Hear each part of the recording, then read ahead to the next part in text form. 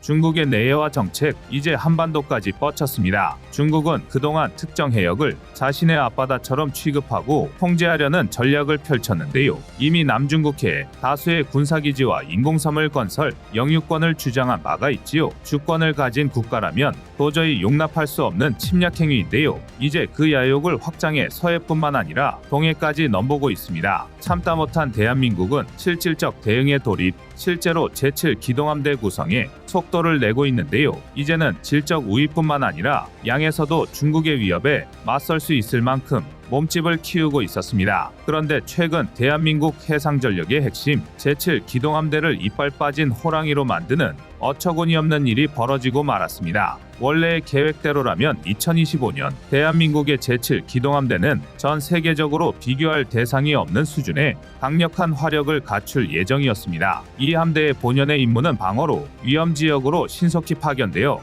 무력을 행사하는 역할을 담당하고 있는데요. 이러한 기대는 우리나라가 쏟아부은 예산만 봐도 알 수 있습니다. 지난 2018년 대한민국은 무려 21억 달러, 하나 약 2조 7천억 원을 투입해 해상 초계기 P-8A 포세이돈 6대 패키지를 도입했습니다. 해당 P-8A는 이미 미국 현지에서 4호기까지 제작되었으며 2024년까지 2대를 추가 제작해 2025년부터 인도될 예정인데요. P-8A는 어마어마한 가격임에도 그만한 값어치를 하는 해상 초계기입니다. 순항거리만 7,500km에 달하며 대잠전의 핵심이라고 할 수 있는 작전 반경 역시 2,200km가 넘습니다. 게다가 AN/APY-10 X밴드 레이더를 활용해 470km 이내의 해상 표적을 모조리 탐지할 수 있는데요. 특히 레이더 광학 적외선 전자 탐지 장비 등 각종 탐지 자산을 활용한 P-8A의 센서 융합 능력은 12,000m에 육박하는 실용 상승 한도에서도 수면 위로 떠오른 잠수함에 잠만경까지 포착할 정도로 탁월합니다. 이뿐만이 아닙니다. 보잉 737 여객기를 플랫폼으로 한 P-8A는 기본적으로 탑재 능력이 우수한 편이라 내부 무장창 5개, 외부 장착점 6개, 소노브이 1361kg을 탑재할 수 있습니다. 개수로 치면 대략 129개에 달하는데요.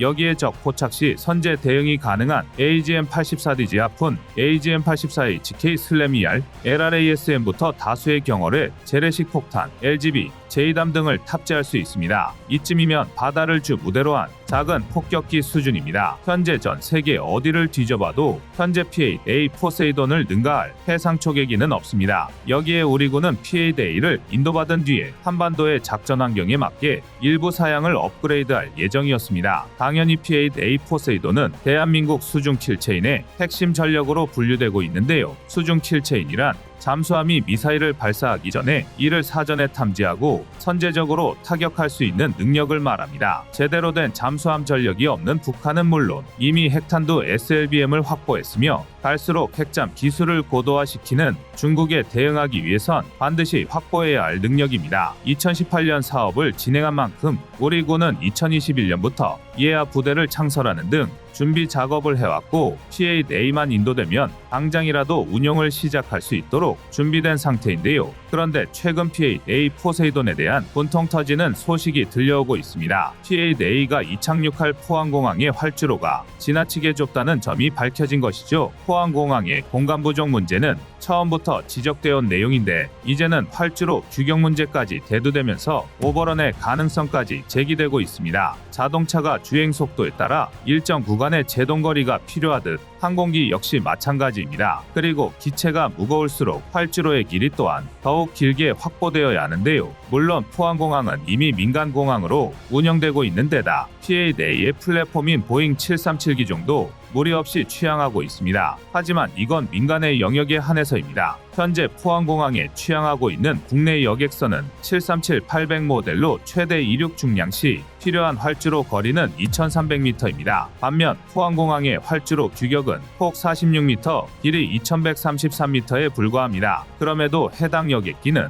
단거리 노선만 운항하기 때문에 연료를 줄이는 방식으로 포항공항을 이용해 왔습니다. 아슬아슬하긴 하지만 지금까지는 감당할 수 있는 수준이었는데요. 하지만 P-8A는 사정이 완전히 다릅니다. P-8A는 해군이 필요로 하는 군용 규격을 충족하기 위해 일부 부품의 변경과 추가가 진행되다 보니 자체 중량 증가가 불가피합니다. 여기에 더해 장시간 대잠 임무를 수행하려면 연료 탑재량이 증가할 수밖에 없고 무장도 장착되어야 합니다. 너무나도 당연한 일인데요. 결국 여러 조건을 감안하면 포세이돈 이착륙에 필요한 활주로 거리는 무려 2,900m까지 늘어나게 됩니다. 현재 포항공항에 활주로로는 턱도 없습니다. 만에 하나 활주로가 짧으면 PADA가 오버런을 일으킬 확률이 기하급수적으로 올라갑니다. 쉽게 말해 활주로를 벗어나 사고를 일으킬 수 있다는 건데요. 일례로 지난 11월 미국 하와이에서는 PADA 한 대가 무리하게 착륙을 시도하다 오버런을 일으켰고 그대로 바다에 처박히는 대참사가 벌어졌습니다. 패키지 비용을 포함한 한 대 가격이 4,500억 원이 넘는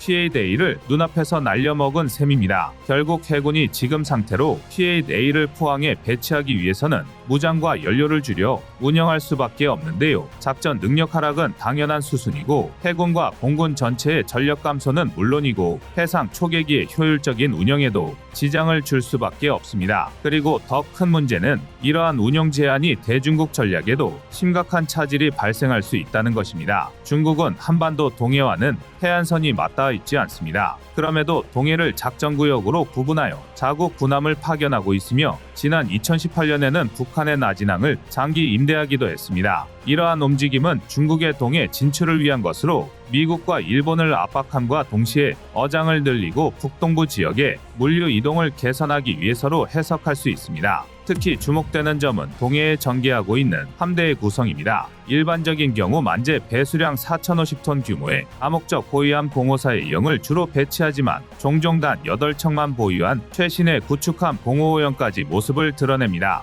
남중국해 등 중국의 영토 분쟁에 가장 많이 사용되는 그 함정인데요. 뿐만 아니라 스파이함인 815A형까지 주력으로 배치되어 있습니다. 815A형은 타깃의 전파 정보, 음향 정보 등을 수집하는 역할을 수행하는데요. 전파를 통해 이동하는 암호화 코드를 자체적으로 해석할 수 있을 뿐만 아니라 해저 지형을 조사하거나 수중 음향 정보를 수집하는 등 민감한 정보를 수집 분석합니다. 이는 곧 대한민국의 잠수함 전력이나 소나가 발생하는 수중 음향 정보까지 중국이 수집할 수 있다는 의미인데요. 중국의 이러한 행동은 대만, 필리핀 연안에서 보인 모습과 한치도 다르지 않습니다. 문제는 중국이 붕어빵 찍어내듯 함정을 양산해가면서 발생하는 양적 격차 탓에 우리 해군의 대응이 어려워지고 있다는 것입니다. 실제로 우리 해안에 진입해 작전할 수 있는 중국 군함의 수가 19척인데 반의 비례 대응이 가능한 해군 이함대의 군함은 10척에 불과합니다. 그마저도 북한 대응이 주임무라 쉽지 않은 상황입니다. 더욱이 앞서 말씀드렸다시피 동해를 통한 서태평양 진출을 꿈꾸는 중국은 동해 함대의 전력을 증강하고 있는데요. 그나마 다행인 건 대한민국이 더 이상 중국의 만용을 가만히 앉아서 두고 보지는 않는다는 것입니다. 대한민국 해상 전력은 질뿐만 아니라 양적으로도 빠르게 성장하고 있는데요. 이 중 대표적인 게 바로 대한민국 해상 전력의 천병인 제7기동함대입니다. 제7기동함대는 현재 제주 해군기지에 주둔 중인 제7기동전단을 중심으로 확대 개편하는 방식인데요. 사실상 대한민국의 주력 함급이 총집합된 최강의 함대입니다. 일례로 전력화를 눈앞에 두고 있는 배수량 12,000톤 규모의 정조대왕급 구축함이 제7기동함대의 핵심축이 될 텐데요. 현재 제7기동전단을 구성 중인 배수량 5,500톤 규모의 충무공 이순신급 구축함 6척, 1,600톤 규모의 세종대왕급 구축함 3척은 제7기동함대의 토대가 되는 것입니다. 그리고 여기에 정조대왕급 구축함 이상으로 국산화율을 증가시킨 7,000톤급 한국형 차기 구축함 통칭 KDDX 6척이 추가될 예정입니다. 국방부의 청사진에 따르면 제7기동함대는 3개의 기동전대로 편성될 예정인데요. 총 18척의 구축함이 한 개 전대당 6척씩 배치되는 셈입니다. 2025년을 기점으로 본격적으로 활동을 시작할 예정인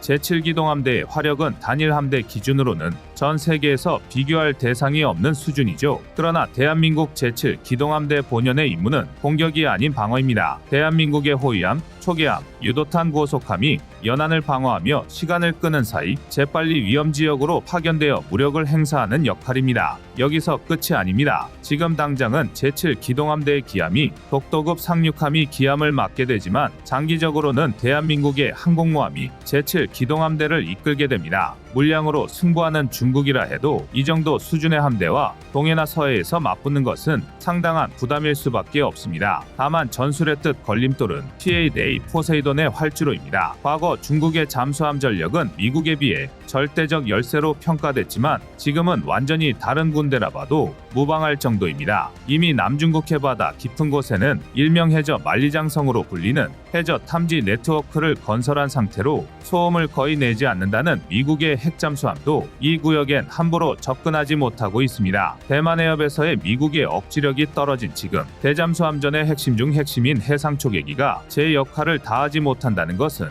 대한민국 국방의 핵심 제7 기동함대를 반쪽짜리로 만드는 처사입니다. 함대의 규모가 커질수록 작전 반경이 넓어질 수밖에 없고 이를 커버하기 위해선 항공작전사령부 건설이 필수적인데요. 특히 방어에 특화된 대한민국 해군에는 해상 초계기의 지원이 반드시 필요합니다. 이런 중대한 문제를 고작 활주로 때문에 늦추고 있다는 것은 도저히 용납할 수 없는 일입니다. 이제 PA-4 포세이돈이 전력화되기까지 고작 1년이 남았는데요. 정부와 군의 빠른 결단과 정책적 지원만이 유일한 해법으로 보여집니다. 여러분의 생각은 어떠신가요? 이상 꺼리튜브의 두 번째 미션이었습니다.